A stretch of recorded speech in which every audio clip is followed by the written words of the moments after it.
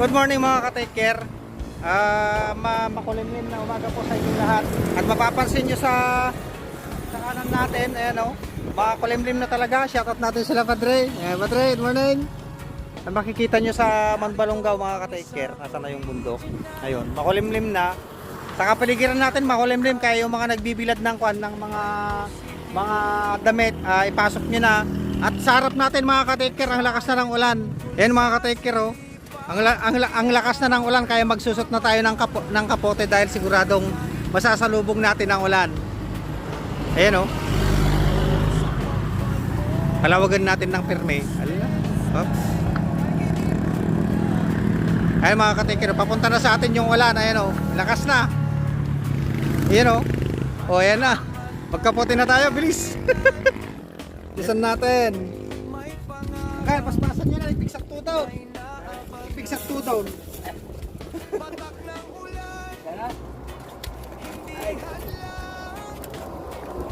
Oh, shout out natin si Padre Jibong, ayun oh. Whee! Ayun na mga ka-taker, lumalakas na yung ulan. Nakaputi na tayo.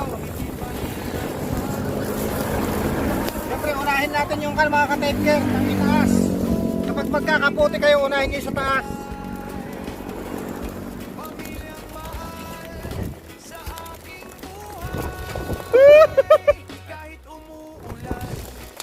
Yan na. Bilis. Kaya napaka-importante mga ka-taker na kapag alam na nating panahon ng tagulan, lagi na tayong magbaon ng kapote.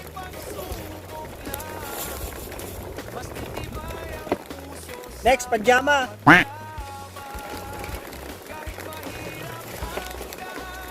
Masarap may katabi ngayon, umuulan, malamig. Yeah, boy.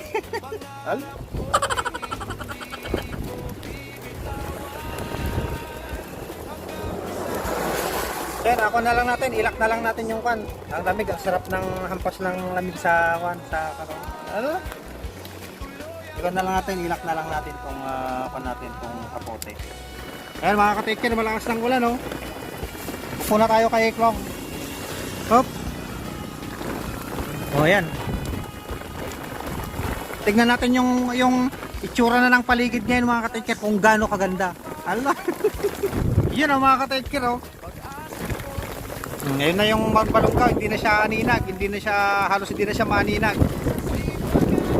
Yun o. Tapos sa mga motorista mga ka-take care, kapag ganitong malakas ang ulan at halos pagka hindi na siya, pagka zero visibility na siya, gumamit na po tayo ng headlight. Ayan, para gumamit na po tayo ng ilaw para visible tayo sa mga kasalubong natin. Kasi lumalakas na oh. Sila madam tsaka sir. Ayan, inaayos yung kanilang tricycle. Sana si sir. Tapos sa mga ka-take care oh, ayan, lumalakas na. My goodness. Grabe, ito yung sitwasyon ngayon dito sa mga ka-take care.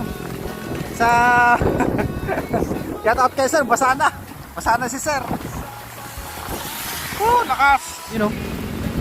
Mabanti na sila sir tsaka ma'am. Ingat kayo ma'am, sir. Ingat. Buti na lang nakauwi ka agad si Master Boom. Kung hindi, basa siya talaga. Gumamit na po kayo ng inyong mga headlights para safe po. Huwag po tayong gagamit ng hazard. Ang paggamit lang ng hazard ay kapag hihinto sa gilid. Kapag emergency, yun lamang po. Mga ka-take care. Let's go.